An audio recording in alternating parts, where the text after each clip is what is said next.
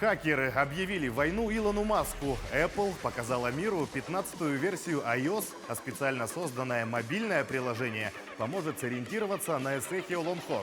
Всем привет! В эфире наша еженедельная программа о новостях из мира информационных технологий. Меня зовут Сергей Михедов. Погнали! Илон Маск пренебрегает обычными людьми и издевается над ними. Такие обвинения выдвинули хакеры из Anonymous главе Tesla за его активность в соцсетях, приведшую к падению курса криптовалюты. А конкретно стоимость биткоина упала после слов Маска о продаже криптоактивов Tesla и продолжающейся после этого тирадой твитов. В последнем Илон запостил хэштег «биткоин» и рядом эмоджи с разбитым сердечком. Пока у трудолюбивых людей мечты рушатся из-за ваших публичных истерик, то есть твитов, вы продолжаете издеваться над ними.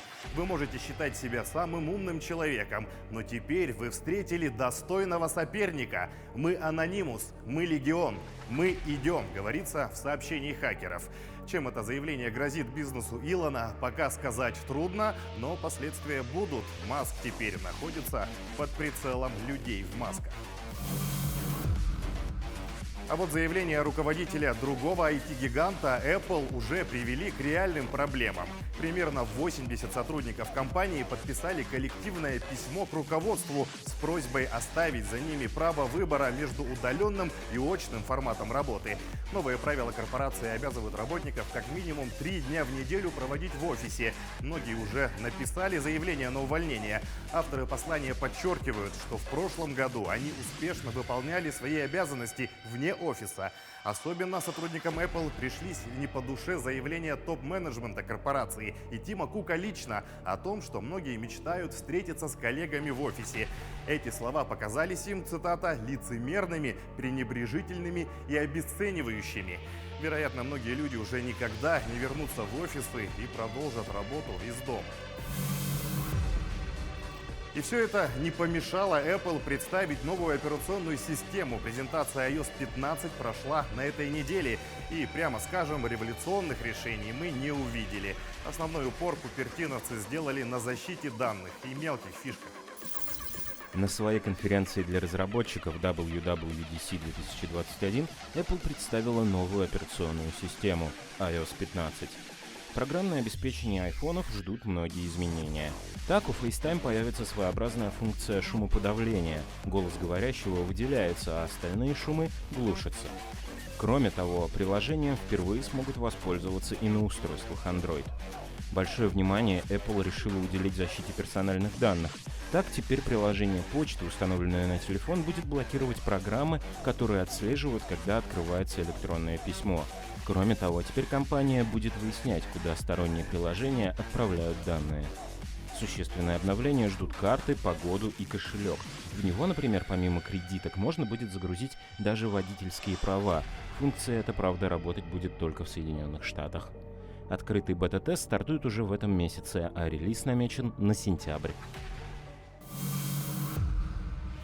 Основной площадкой в России для презентации различных новинок и инноваций на этой неделе стал Санкт-Петербургский международный экономический форум. Озвучены даже сроки появления в стране интернета 6-го поколения. Сейчас 5G ситуация еще до конца не ясна, но уже прогнозируют примерные сроки подключения 6G.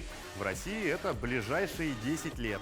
Такое мнение выразил вице-премьер страны Дмитрий Чернышенко на полях форума. Однако без развития 5G запуск 6-го поколения преждевременен, считают операторы связи. Ростелеком сейчас активно работает в этом направлении.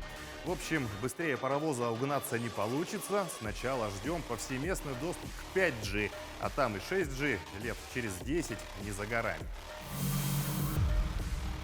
Презентовали на питерском форуме и электромобиль Flip от Сбербанка. Дочка Сбера, Сберавтотех, создала собственный беспилотник без педалей и руля и в целом без водительского места. Поместиться в нем могут до 6 человек. Разработчики видят во Флипе беспилотное такси будущего и автомобиль для грузоперевозок. Внешне Flip похож на беспилотный автобус «Матрешка», созданный в Сколково. Одна из основных особенностей – это возможность быстрой замены элементов питания. Разработчики утверждают, что что весь процесс займет не более 5 минут. С их слов, это снимает действующие ограничения для использования электротранспорта, долгую зарядку стандартных батарей и их высокую стоимость. Длина творения Сбербанка чуть меньше «Лады Весты», а вот ширина ближе к внедорожнику УАЗ «Патриот». Раскрыты на форуме и сроки презентации первого российского электросамолета. Глава Минпромторга Денис Мантуров рассказал, что летательный аппарат будет представлен на Международном авиационно-космическом салоне. Он пройдет в июле в подмосковном Жуковском. Речь о лабораторном образце, который демонстрирует саму технологию. На МАКС, на базе самолета Як-40, будет продемонстрирован лабораторный образец, который используется для отработки этой технологии, сказал Мантуров. И продолжая тему будущих разработок, до конца следующего года в России планируют начать эксперимент по внедрению цифрового профиля школьников. В Минпросвещении уже подготовили концепцию проекта, которая ждет согласования в Минцифры. Как сообщает «Коммерсант», цифровой профиль предлагается сделать обязательным и регистрировать его уже при зачислении ребенка в детский сад или первый класс. Помимо других данных, в профиле будут зафиксированы и все достижения, то есть у школьников появится цифровое портфолио. Введение цифрового профиля ученика опробируют в рамках эксперимента по внедрению цифровой образовательной среды. Он проводится до конца следующего года. От будущего к настоящему студенты Международной арктической школы в составе сборной команды Якутии заняли 3-е место в четвертьфинале конкурса по цифровой промышленности «Кибердром» в Москве. Боролись более чем 30 командами из 27 регионов России. Этап, в котором наши ребята вошли в тройку, называется «Зорница. Атака и оборона дронами». Это гарантированный проход в полуфинал «Макси», который состоится с 20 по 25 июля. Поздравляем и желаем не сбавлять оборотов в следующих этапах. И в завершении переместимся в Якутию. Следующее решение нашли в администрации Алекминского района. Сориентироваться в программе «Сахалонхо» помогут специально разработанный сайт и мобильное приложение. Как это будет работать, покажем сейчас. Важным событием в преддверии Сахалонхо стала презентация сайта. Наша рабочая группа по рекламе и информированию разработали сайт Сахалонхо, направленный для того, чтобы информировать все население, всю республику Саха-Якутия и, возможно, даже и за пределами, так как к нам тоже обращается с Российской Федерации и просит информацию по данному мероприятию республиканскому национальному празднику Сахалонхо. Он многофункционален. Установив приложение на любой гаджет, гости и жители Алекминского района могут узнать всю информацию о событиях и районе. К примеру, я участник какого-нибудь конкурса и захожу, смотрю, там ссылки имеются, навигации, и прямо указано в положении конкурса, какие требования данному конкурсу, возрастные, что еще требуется, и разные рекомендации имеются. Контакты тоже указаны. Электронная почта, куда они могут обратиться. Разработчик Нургун Банчин создал систему, которая позволяет легко ориентироваться пользователю любого уровня. Для операционных систем Android, iOS,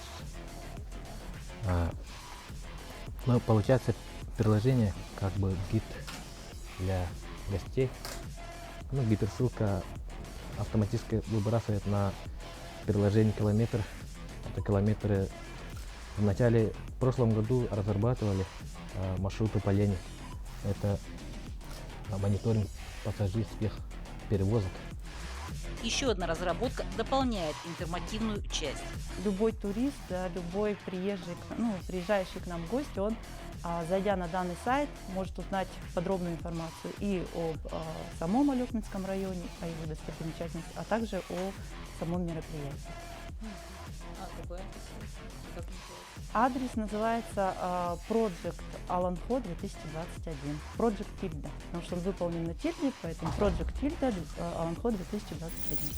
Это были новости IT. Если смотришь нас по телевизору, повтор программы доступен в инстаграм-аккаунте yak24.ru и на одноименном YouTube-канале. Но если видишь нас в соцсетях, ставь лайк, подписывайся и не пропустишь следующий выпуск. Меня зовут Сергей Михедов. Увидимся.